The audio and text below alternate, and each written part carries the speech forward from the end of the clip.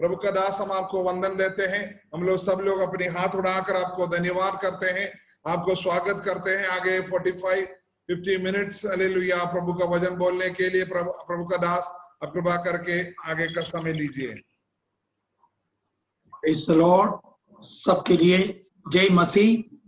जो विशेष तौर से शिबू पास्टर और जो भी पासवान है और कलीसिया के सारे साथियों को यीशु मसीह के अति पवित्र नाम में मसीह वंदन देता हूं।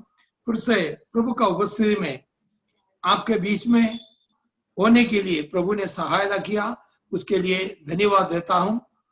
और प्रभु का महिमा हमारे बीच में हो पाए। आज भी जो कल लिया हुआ वही वचन हम पढ़ेंगे, लेकिन प्रभु का दास ने कल जो बताया वो बात नहीं, और कुछ बातें हम उसमें से देखेंगे ताकि हम प्रभु का वचन को ठीक तरीके से समझें। विशेष तौर से ये कोरोना का वास्ते हम लोग बहुत तकलीफों में हैं, दुख में हैं और कष्ट में है। लेकिन हमारे जीवन में ये कष्ट क्यों? ये कष्ट से हम कैसे छुटकारा पाए? प्रभु का उद्देश्य हमारे बारे में क्या है? प्रभु का सोच विचार, प्रभु ने यही कहता है कि यिर्मयाह 29 का 11 से 14 तक मैं पढ़ूंगा। यिर्मयाह 29 का 11 से 14 तक मैं पढ़ूंगा। क्योंकि यहोवा की यह वाणी है कि जो कल्पनाएं मैं तुम्हारे विषय करता हूं उन्हें मैं जानता हूं, वे हानि की नहीं वरन कुशल की है। प्रभु का महिमा हो। क्योंकि प्रभु को हमारे बारे में एक कल्पना है, वो हमारी हानि की नहीं कुशल की है, और अंत में तुम्हारी आशा पूरी करूंगा। अभी नहीं, उसके लिए समय है, लेकिन कभी जल्दी भी हमें कुशल अनुभव कर पाएगा। तब उस समय तुम मुझको पुकारेंगे और आकर मुझसे प्रार्थना करेंगे और मैं तुम्हारी सुनूंगा। बात है कि प्रभु को उसमें आना और प्रार्थना करना, इसके सिवा नहीं होगा। ये कुशल अवस्था प्रभु हमारे लिए रखा है, लेकिन हमें हमारे परमेश्वर से प्रार्थना करना पड़ेगा और अंत में उसका अनुभव, हमारे कुशल का अनुभव हम पा सकते हैं। और हम प्रार्थना करें तो प्रभु सुनेगा। तुम मुझे ढूंढेंगे और पाओगे भी। यदि हम प्रभु को ढूंढे तो हम प्रभु को पाओगे, यदि नहीं ढूंढे, हमेशा यही होते रहे, पासवान मेरे लिए प्रार्थना करो, भाइयों मेरे लिए प्रार्थना करो, मैं आराम करता हूं, ऐसा नहीं। प्रभु को ढूंढना, प्रभु को उसमें आकर प्रार्थना करना, तभी हमें ये कुशल का अवस्था अनुभव कर सकते हैं। तुम मुझे ढूंढोगे और पाओगे भी, क्योंकि तुम अपने संपूर्ण मन से मेरे पास आओगे, मैं तुम्हें मिलूंगा। यहोवा का ये वाणी है। संपूर्ण मन से, बाकी सब बातें छोड़कर विश्वास के साथ हम प्रभु को ढूंढेंगे तो हम पाओगे।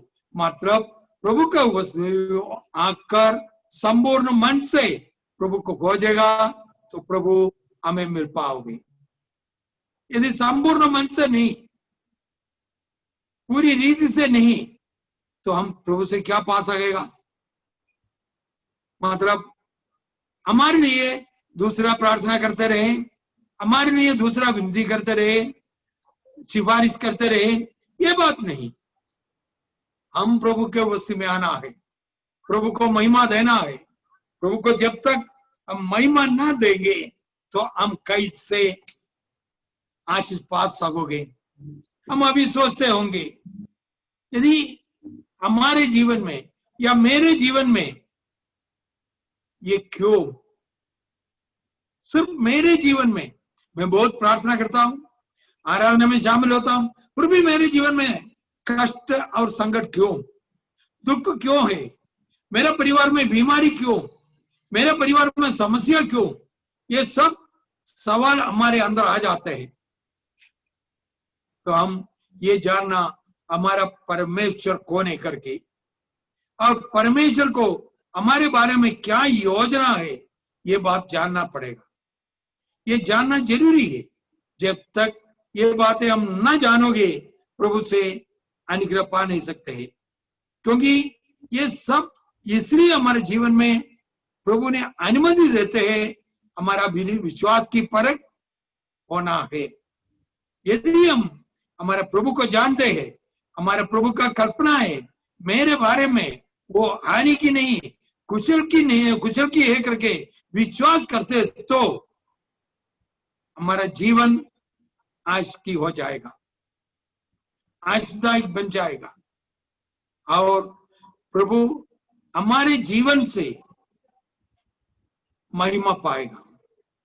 प्रभु का महिमा के लिए हमारे जीवन में ये सब कुछ अनुभव कर देते हैं। क्योंकि प्रभु पहले 5:7 में यूं कहते हैं, अपनी सारी चिंता उसी पर डाल, क्योंकि उसको तुम्हारा ध्यान है। हम ये भी भूलना नहीं, प्रभु ने कहते हैं हमारी सारी चिंता उस पर डाल दे, क्योंकि उसको हमारे बारे में ध्यान है। ये बात हम भूलना नहीं। और मरकोस 10:50 में एक बर्तिमाई के बारे में हम देखते हैं। उसने यीशु मसीह की बातें सुना। वो जो भीख मांगने के उधर बैठे थे, उधर से जा रहा था, आवाज सुनकर पूछा, ये क्यों, ये शोर क्यों, ये आवाज क्यों, कौन जा रहा है, ये बड़ा भीड़ क्यों है करके पूछा, तो ये यीशु मसीह जा रहे हैं। तो उन्होंने, हे दाऊद का पुत्र, मुझ पर दया कर, चिल्लाया। लोग उनको रोका, लेकिन उसने छोड़ा नहीं, फिर से अधिक जोर से चिल्लाया, और प्रभु ने रुका और मुड़कर बोला, उसको बुला लो करके। ये बातें मत्ती के सुसमाचार 5 अध्याय की 50 वचन से 41 वचन से हम देख सकते हैं। लेकिन 50 वचन में एक बात हम पढ़ते हैं, अपना कपड़ा फेंक कर शीघ्र उठा और यीशु के पास आया करके। अपना कपड़ा फेंक कर, ये कौन सा कपड़ा है, पहना हुआ कपड़ा नहीं, वो कपड़ा नहीं था। उसको उधर बैठकर भीख मांगने का अधिकार का ये कपड़ा था। हम अंधों को देख सकते हैं, उनके हाथ में एक सफेद लाठी रहते हैं, वो लेकर वो घूमते रहते हैं। मतलब गवर्नमेंट से, सरकारी से उनको अनुमति है भीख मांगने के या और कुछ करने का, वो अधिकार का एक दंड है। वो वैसा ही इधर उनको एक कपड़ा दिए थे, एक चादर दिए थे या ओढ़नी दिए थे, उसकी शरीर पर वो डालकर वो उधर बैठकर भीख मांगते थे। उन्होंने जब प्रभु यीशु मसीह ने उनको बुलाए, तो वो ओढ़नी छोड़कर फेंक दिया, वो साथ में रखा नहीं, वो छोड़कर प्रभु के पास गया, और उनका विनती के अनुसार प्रभु ने उनको आंखों में रोशनी दिया, वो देखने लगा। वापस वो कपड़ा लेने के लिए उन्होंने गया नहीं, वो क्या किया, प्रभु के पीछे हो लिया, अपना अधिकार वस्त्र छोड़कर नहीं गया। हमारे जीवन में क्या तकलीफ होते हैं, क्या कमी घटी होते हैं, जब सारे समस्या, सारे दुख प्रभु के वश में ले आते हैं, कलिसिया में आते तो उधर सब गवाही के रूप में बता देते हैं, सारे समस्या के बारे में, सारे दुख, सारे कष्ट, ये सब कलिसिया में उतार देते हैं, और प्रार्थना समाप्त होते हैं। उसी समय क्या करते हैं, ये सब जो भी उतार कर रखा वो सब लेकर वापस चले जाते हैं। प्रभु क्या करेंगे उधर? प्रभु के पास उतार कर रख दिया तो फिर वो समस्या लेकर आगे बढ़ना नहीं, उसको छोड़ देना, प्रभु के हाथ में छोड़ देने का। प्रभु ने वो ले लिया है, वो ले लिया तो फिर वापस प्रभु से छीन कर वो लेकर वापस जाना नहीं और दुखी होकर निराश होकर रहना नहीं। प्रभु का कल्पना क्या है करके हम समझना हमारा कुशल की है। प्रभु का वाणी है ये, कोई मनुष्य का वाणी नहीं। क्योंकि हम ये भी जान लेना कि हमारे सोच विचार और प्रभु का सोच विचार में बहुत फर्क है। यिर्मयाह का किताब, उसका यशायाह का नबी का किताब 55 का 8 वचन में, क्योंकि यहोवा कहता है मेरे विचार और तुम्हारे विचार एक समान नहीं। हम सोचते हैं वो सब सोच प्रभु भी हमारे बारे में सोचना चाहिए। मैं प्रार्थना किया तुरंत मुझे छुटकारा मिलना है, मैंने प्रार्थना और मेरा समस्या प्रभु से बांट दिया तो मुझे तुरंत छुटकारा होना है। नहीं, एक समय है उसके लिए। किसी को तुरंत मिल जाते हैं, वो प्रभु का इच्छा के अनुसार। प्रभु यों कहते हैं मेरे विचार और तुम्हारे विचार एक समान नहीं। और फिर प्रभु तो कहते हैं न तुम्हारी गति और मेरी गति एक सी है। हमारा गति और प्रभु का गति, क्योंकि पहले प्रभु बोलते हैं मेरा विचार, मेरे विचार, क्योंकि प्रभु के विचार के बारे में प्रभु कहते हैं, बाद में कहते हैं हमारा गति और प्रभु का गति के बारे में।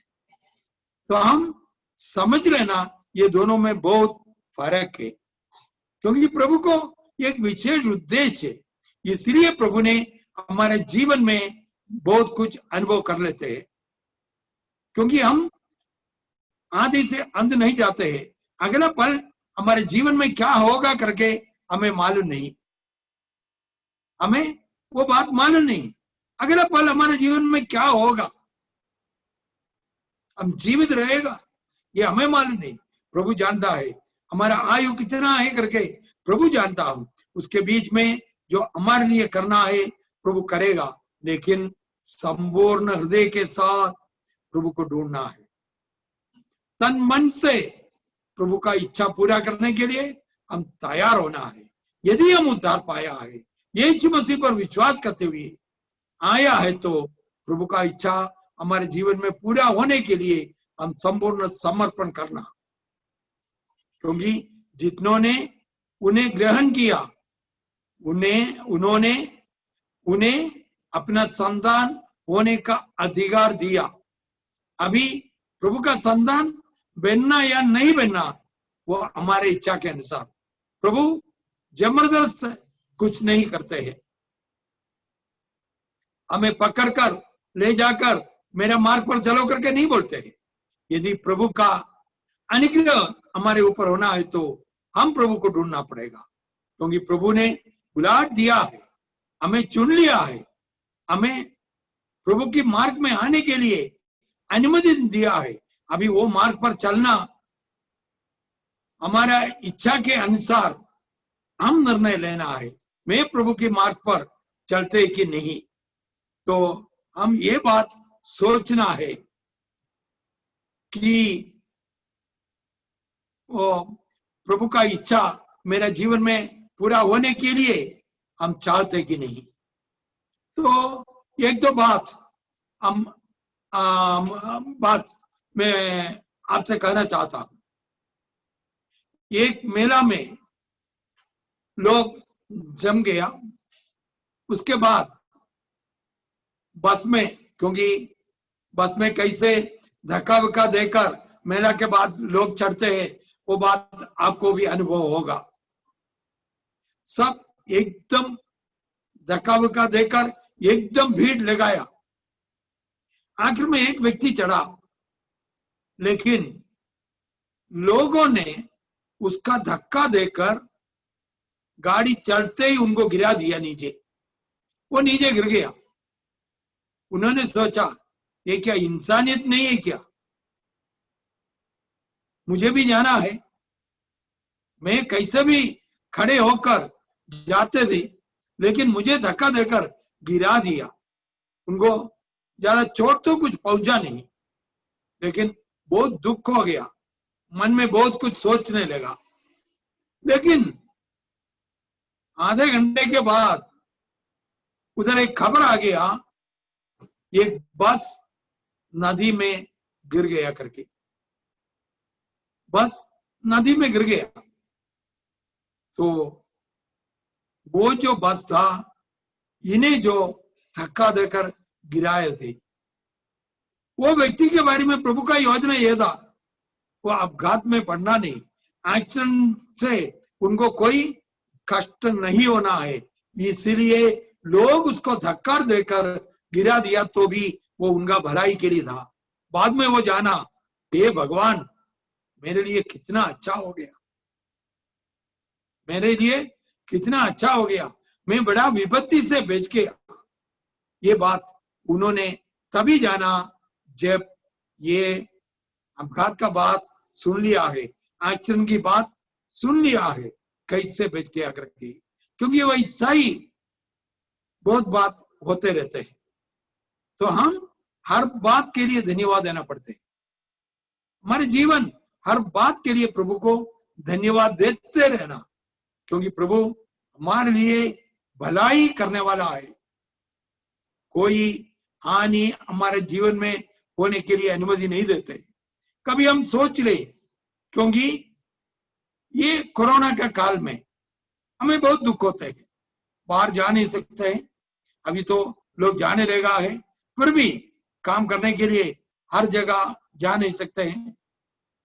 जीवन में उस कारण कंगालपन आ गया, तकलीफ आ गया, ये सब कुछ है। लेकिन ये कोरोना के वास्ते हमें बांध के नहीं रखा, तो हम ड्यूटी जाते वक्त या और कुछ सामान लेने के लिए जाते वक्त सड़क के किनारे होकर चलते, फिर भी एक्सीडेंट हो सकते हैं। कोई गाड़ी हमें उड़ा सकते हैं, उसके बाद हॉस्पिटल में पड़े रहना पड़ा तो उधर कितना कैसा खर्चा हो जाते हैं, क्या क्या तकलीफें होते हैं घर वाले को। और डॉक्टर के पीछे अभी लोग बहुत कम जाते हैं, पहले ऐसा नहीं था, थोड़ा सा सर्दी जुकाम हो गया तो भी तुरंत डॉक्टर के पीछे, क्योंकि हमें प्रभु पर भरोसा नहीं है। हमारे प्रभु क्यों कहते हैं, मैं तुम्हें चंगा करने वाला परमेश्वर हूं। वो परमेश्वर को हम जानना है, वो चंगाई जिसको होना है उनको ही वो चंगा करते हैं। ऐसा नहीं कि तुम्हें चंगाई होना है करके ऐसा घोषणा करते पूछते हुए सड़क पर प्रभु नहीं चलेगा, कोई कलिसिया में ऐसा आते नहीं रहेगा। तुम्हें चंगाई होना है, जो चंगाई चाहते हैं वो प्रभु के उपस्थिति में आना, प्रभु से प्रार्थना करना है। एक प्रभु के दास के बारे में भी 2 साल पहले मैंने पढ़ा हुआ बात आपसे बांटना चाहता हूं। हम ये सब जान लेना कि हमारे जीवन में जो कुछ भी घटना होते रहते हैं उसके लिए प्रभु को एक उद्देश्य है। एक पासवान बहुत दूर से आराधना कंडक्ट करने के लिए चलते हैं, चलते चलते 4 घंटा, 2 घंटे का आराधना कंडक्ट करने के लिए 4 घंटा उसको चलकर जाना पड़ते है। तो सुबह 8 बजे आराधना के लिए तैयार करना है तो उसको कितना बजे घर से निकलना पड़ेगा? 4 बजे निकलना पड़ेगा।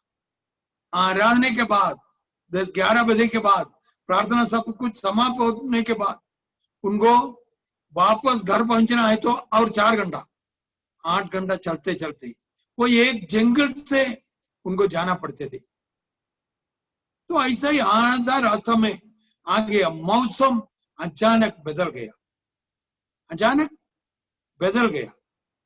उनके पास आराधना को पहनने वाला अच्छा कपड़ा है, और आराधना के लिए इस्तेमाल करने वाला सब कुछ है, और बाइबल भी है। मौसम बदल गया, बारिश आने का है। उन्होंने आज वो जंगल में घुटना टेके प्रार्थना किया, प्रभु मैं आराधना के लिए कलसिया में पहुंचने तक बारिश नहीं होना, बादल को रोक देना, क्योंकि मैं ठीक तरीके से उधर पहुंचकर आराधना के समय पर बारिश होने दे, कोई तकलीफ नहीं, सब लोग आने के लिए वो अच्छा रहेगा। उन्होंने प्रार्थना किया और आगे बढ़ा, लेकिन जल्दी एक बड़ा बारिश बादल बरसने लगा, वो एकदम भीग गया। उनके पास सब कुछ था, वो सब भीग गया। बहुत निराश से वो कुड़कुड़ाते हुए, मेरा प्रार्थना प्रभु ने सुना नहीं, मैं क्यों प्रभु का सेवा करूं, ये सोच विचार से वो आराधना के लिए उधर पहुंच गया। और वो अवस्था में उन्होंने आराधना कंडक्ट किया, और उस दिन की आराधना इतना अच्छा नहीं लगा उनको, क्योंकि अच्छा वचन दे नहीं पड़ा, क्योंकि उनके अंदर निराशा था, क्योंकि उनका प्रार्थना प्रभु ने सुना नहीं। पर यदि मेरा प्रार्थना नहीं सुनते तो फिर मैं क्यों सेवा करूं, मैं तो किसी को ये प्रार्थना किया तो वो प्रार्थना का क्या मतलब है, मैं अभी सेवा नहीं करूं। ये निर्णय लेकर उधर से घर लौटा। घर लौटकर इस्तीफा देने के लिए, पत्र लिखने के लिए वो तैयार हो गया। संस्था को इस्तीफा दे देता हूं, मैं आइंदा से प्रभु का सेवा नहीं करूंगा,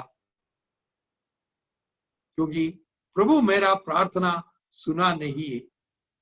ये ऐसा ये बातें करते हुए इस्तीफा लेटर भी लिखकर रखा, और वो सोच विचार में निराशा में पड़ते वक्त 4 जन उधर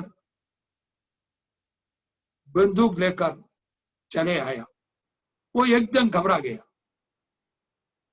और ये उनसे कहने लगा, पासवान आपका सेवकाई छोड़ना नहीं, किसी भी हालत में आप अपना सेवकाई छोड़ना नहीं, आगे बढ़ाना है। आपका परमेश्वर सामर्थ्यशाली है, आपका परमेश्वर आपको बचाया है। उन्होंने बंदूक दिखाने के बाद बोला, हम लोग जंगल में आपका बाट जोते ही रहा और आपको मार डालने के लिए बंदूक तैयार करके रखा, लेकिन बारिश आने के कारण बंदूक से गोली चला नहीं पाया, वो सब भीग गया। क्योंकि पुराने जमाने का वो बंदूक ऐसा ही था, वो जो पटाखा के लिए भरते ही जैसे ही वो भरने वाला था, वो भीग जाने के कारण वो गोली चला नहीं पाया। और बोला, आपका सेवकाई के कारण इधर जादू टोना करने वाले को बहुत तकलीफ होते हैं, उनका काम सफल नहीं होते हैं। उन्होंने हमें पैसा देकर आपको मार डालने के लिए रखे थे उधर, और उन्होंने अपना पॉकेट से पैसा का नोटों का गड्ढा निकालकर उनको दिखाया। तो अभी हम जानता हूं आपका परमेश्वर सामर्थ्यवान परमेश्वर है, शक्तिशाली है, क्योंकि आपको मार डालने के लिए प्रभु ने अनुमति नहीं दिया, आपको बचाया। ऐसा सामर्थ्यवान परमेश्वर को हम भी महिमा देंगे, हम भी आपके साथ मिलकर प्रभु का महिमा करेंगे। तो पासवान को तब वो बादल बरसने का बात समझ में आ गया। हमारा प्रार्थना का उत्तर हमेशा नहीं मिला तो भी हम निराश नहीं होने का, विश्वास रखना हमारा प्रभु कितना महान है। वो महान परमेश्वर पर हम भरोसा रखते हुए आगे बढ़े तो जरूर उचित समय पर हमें बढ़ोतरी देगा। उचित समय प्रभु के लिए समय है, क्योंकि हम वचन से अभी देखे तो एक बात देख सकता हूं, शद्रक मेशक अबेदनगो, दानियल का किताब में हम पढ़ते हैं। तो हम एक बात जानते हैं कि उनके जीवन में क्या हुआ है। दानियल के पहले अध्याय में यदि हम पढ़े तो हमें यह देख सकता है, अपने आप को अपवित्र न करूं करके निर्णय लेकर उन्होंने जीवन आगे बढ़ाए थे। अपने आप को अपवित्र न किया, भोजन के कारण राज भोजन उनको इनकार करते हुए शाक भोजन खाकर सामर्थ पाया हुआ और बलवान पाया हुआ लोग है ये 4 जन। और अभी 3 जन के बारे में हम उधर पढ़ते हैं। वो 3 जन का निर्णय यही था, राजा का आज्ञा को उल्लंघन करना, मामूली आज्ञा का नहीं, ये मूर्ति को दंडवत करने के लिए, उनका आज्ञा को उल्लंघन करने के लिए वो निर्णय लिया। वो निर्णय लेने के बाद ये बात लोग समझ में आ गया, क्योंकि वो मरुस्थल में वो जगह पर वो आ गया।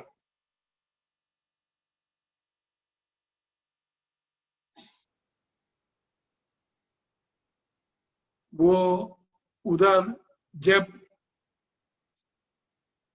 राजा ने आज्ञा दिए थे,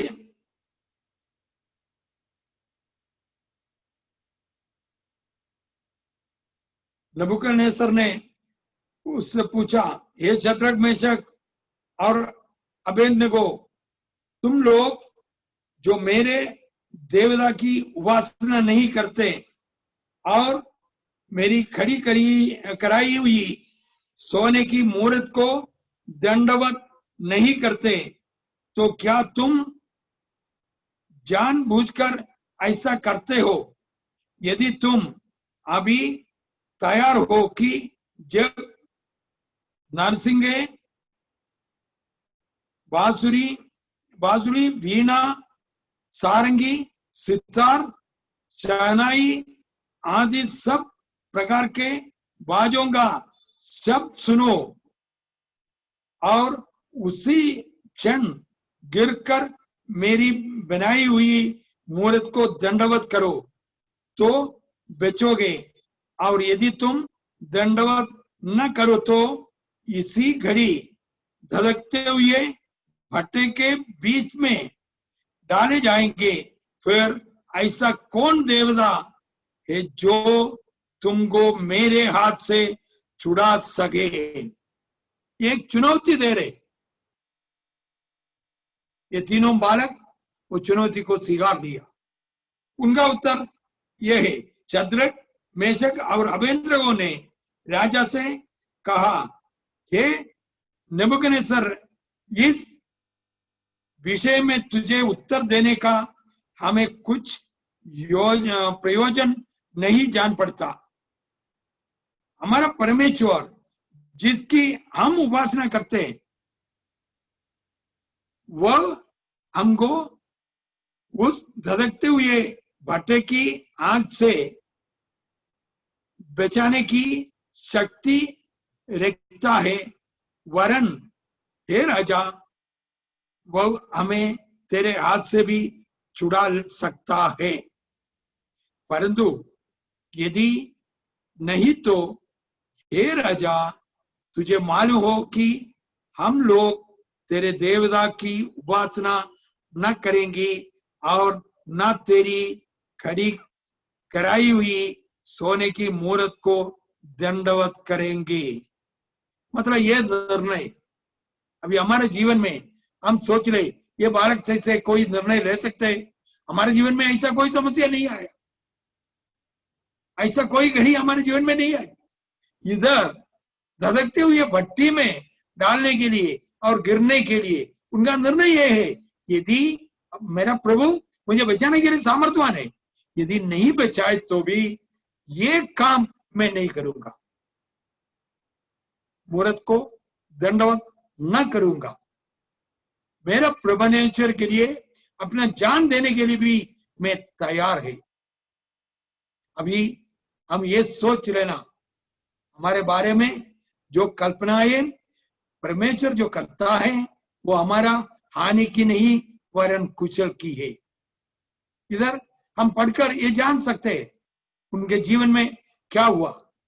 वो धधकते हुए भट्टी से वो बेच गया, उनको डालने के लिए गया, वो लोग आग की आंचल से वो जल गया, क्योंकि ये बात हमेशा होते रहते थे।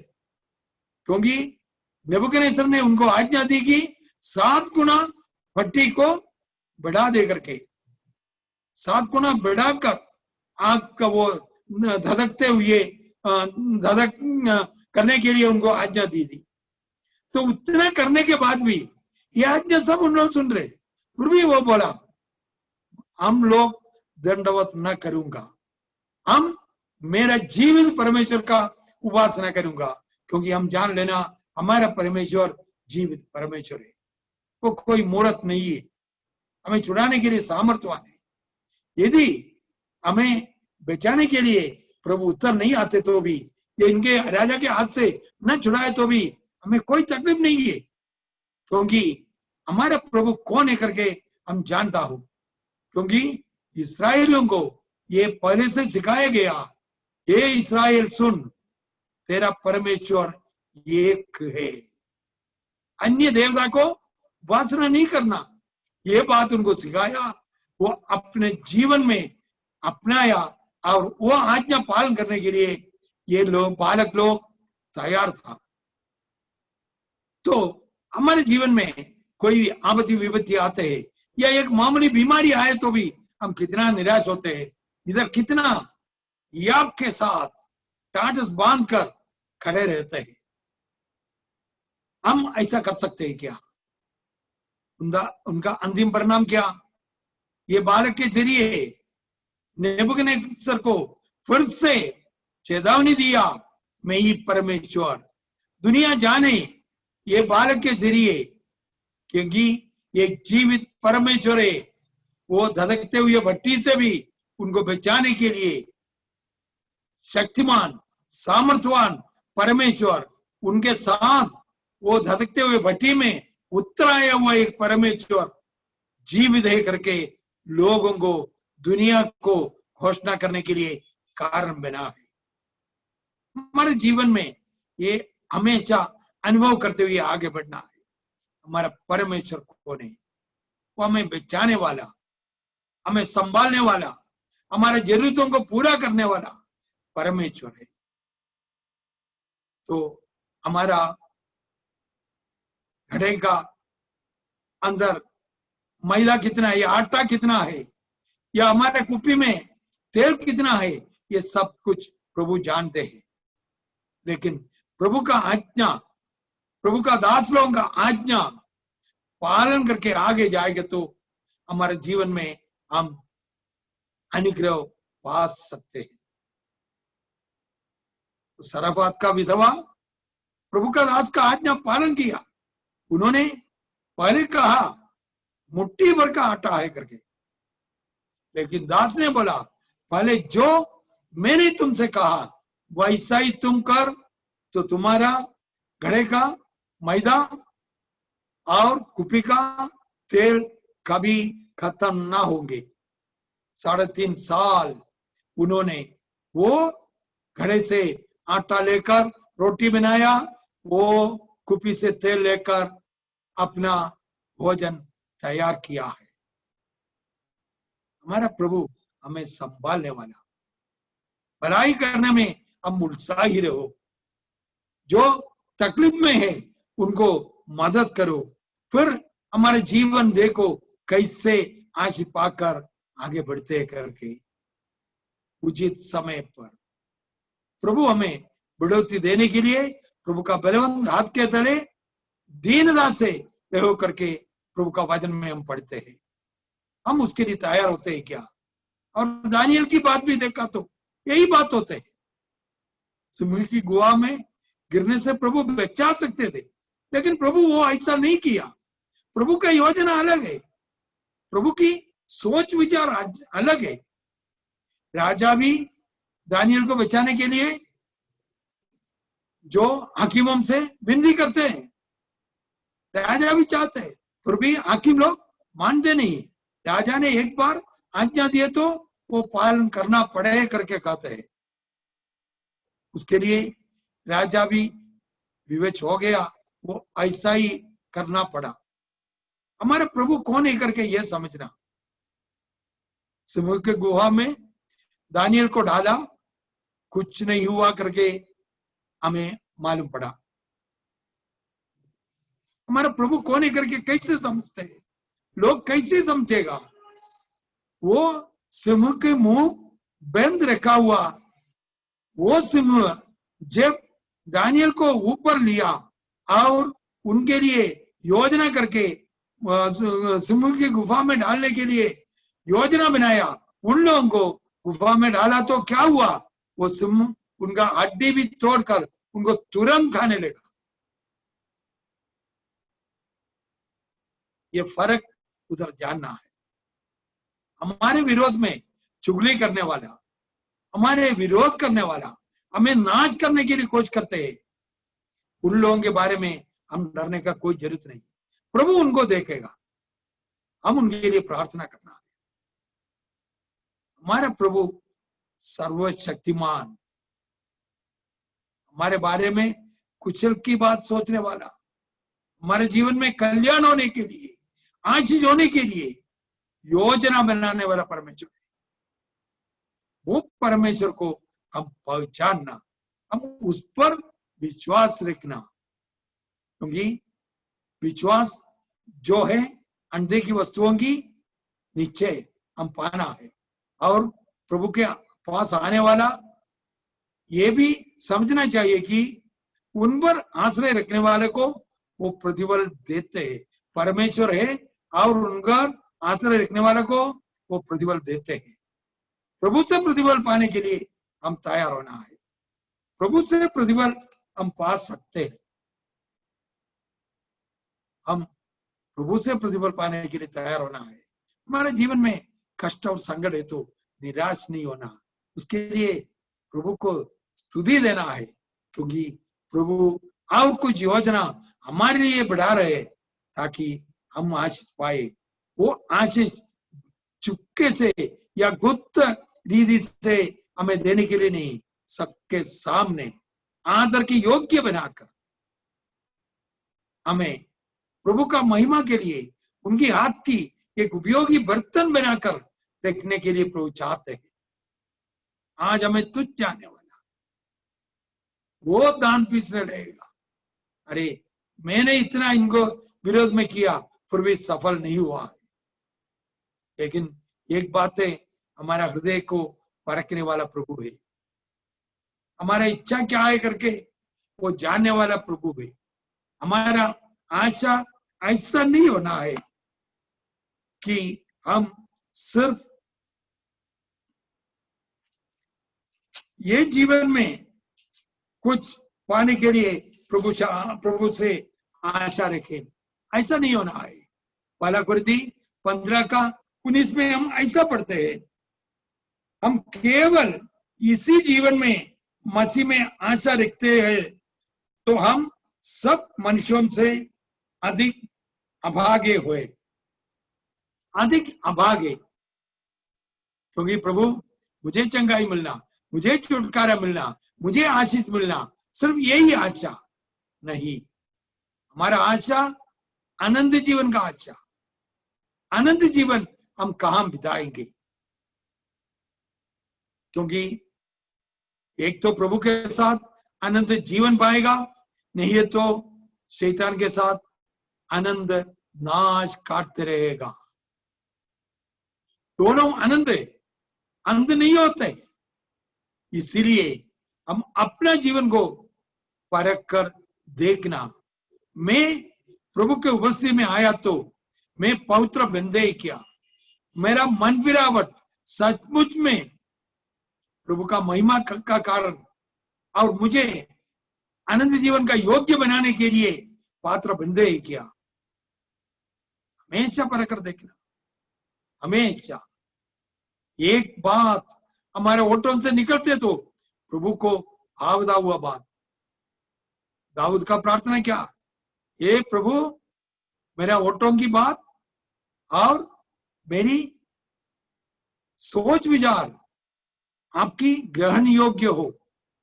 प्रभु का ग्रहण योग्य होने वाला बातें हमारा ओठों से निकलना चाहिए। हमारा सोच विचार प्रभु को ग्रहण योग्य होना, दूसरा कुछ नहीं होना। हम दूसरे के सामने अच्छा दिखावा कर सकते हैं, लेकिन हमारा हृदय कैसे डाक से भरा हुआ है, दूसरे को घृणा करने वाला स्वभाव है, या लोभी है, या द्रव्याग्रह से भरा हुआ जीवन है, हम प्रभु की साथ नहीं रह सकते हैं। यदि संतान है तो बारिश, यदि हम प्रभु का संतान है तो प्रभु की योग्य बात हमारे जीवन में होना है। प्रभु की योग्य बात, प्रभु को प्रसन्न करने वाला बात हमारे जीवन में होना है। हमारे स्वभाव में बदलाव होना है। आपने सम्राट अलेक्जेंडर के बारे में सुना होगा। उनका बचपन में वो ऐसा ही करते थे, गिनी गिनी के लोगों के साथ खेलने को जाते थे। वो लोग अच्छा लोग नहीं था, तो फिलिप राजा ने बेटे को बुलाकर कई दफा आज्ञा दी उन लोगों के साथ खेलना नहीं, बाहर जाना नहीं करके, फिर भी ये जाते थे। और एक दिन अंतिम में उन्होंने शासन दे दिया, आज्ञा दी, तू किसका बेटा है करके समझ लेना। वो बात उनके मन को छुआ। उसके बाद उन्होंने ऐसा गिरी के लोगों के साथ, बच्चों के साथ खेलने के लिए नहीं निकला है, क्योंकि वो राजकुमार है, अपना पिता के बाद राजा बनने वाला है। इसलिए अपना स्वभाव ऐसा ही, हम स्वर्गीय राजा का संतान है, वो राजा का स्वभाव हमें होना है, बाकी लोगों के जैसे नहीं, दुनिया के लोगों के जैसे नहीं। हम अपना पिता को समझना, अपना राजा को समझना, हम किसका संतान है, वो संतान के अनुसार हमारा स्वभाव भी बदलना चाहिए। यदि हम राजा कुमार है तो राजा की जैसे स्वभाव हमें होना है। मन परिवर्तन इधर ही होना है। हम पुरानी स्वभाव को पूरी तौर से हम गाड़ दिया है। मसीह को पहनने के लिए बपतिस्मा लिया है। यदि बपतिस्मा लिया तो हमारा पुराना स्वभाव को हम उसकी सारे लालसा के समय गाड़ दिया है। फिर से हमारे जीवन में वो नहीं होना है। विश्वास में बढ़ोतरी पाना है, खुशी में बढ़ोतरी पाना है, हर बात के लिए धन्यवाद देना है, प्रार्थना में लवलीन रहना है। यदि ऐसा एक जीवन हमारा है तो हम कह सकते हैं हम मसीह है, हम दूसरे को ज्योति बनकर रहने वाला है। तो प्रभु का इच्छा हमारे जीवन में पूर्तिकरण होने के लिए हम अपने आप को संपूर्ण तौर से समर्पण करना। मसीह है तो मसीह कोने करके लोग जाना चाहिए। यदि मसीह कोने करके हम दुनिया को बताते नहीं, हमारे स्वभाव उनके स्वभाव के जैसे है, तो फिर हमारे जीवन से कोई मतलब नहीं रहेगा। हम स्वर्ग की वारिस या प्रभु की संगी वारिस, यीशु मसीह की संगी वारिस नहीं बन सकते हैं। हमें इसलिए बुलाया प्रभु यीशु मसीह के संगी वारिस होने के लिए, प्रभु यीशु मसीह की साथ कष्ट सहने के लिए। प्रभु हमारे साथ है, हमारे साथ हमारे हर तकलीफों में, हमारे हर दुख में हमारे साथ है, हमारे बीमारी के समय हमारे बिस्तर में प्रभु भी है। प्रभु ये सब कुछ अनुभव करते हैं, सिर्फ हमें अकेले छोड़ने वाला नहीं। इसलिए एक पवित्र जीवन जीने के लिए प्रभु हमें सहायता करे। हम ये जाना प्रभु यीशु मसीह का हमारे बारे में क्या विचार है वो जान लेना, ताकि हमारे बारे में जो कुछ सोचते हैं वो सब कुशल की है। वो कुशल हम अनुभव करने के लिए अपने आप को समर्पण करना, एक पवित्र जीवन जीने के लिए प्रभु से प्रार्थना विनती करते रहे। किसी भी तरीके से हम प्रभु से अलग नहीं, प्रभु के संगी वारिश होकर हमेशा हमेशा जीने के लिए प्रभु आपको सहायता करें। ये वचन के जरिए प्रभु आप सबको आशीष करें। हम मुझे ऐसा एक समय दिया, उसके लिए मैं प्रभु को धन्यवाद देता हूँ। और शिबू पास्टर और उनका कलीसिया को, उनकी संगी सेवकों को धन्यवाद देता हूँ। आप सबको प्रभु आज सोम से भर दे, ये आपके साथ आपके आगे बढ़ाए। धन्यवाद। आमीन। थैंक यू पास्टर जी, हमारे बीच में आया, श्रेष्ठ वचन को दिया।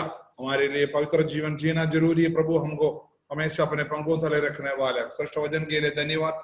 Thank you.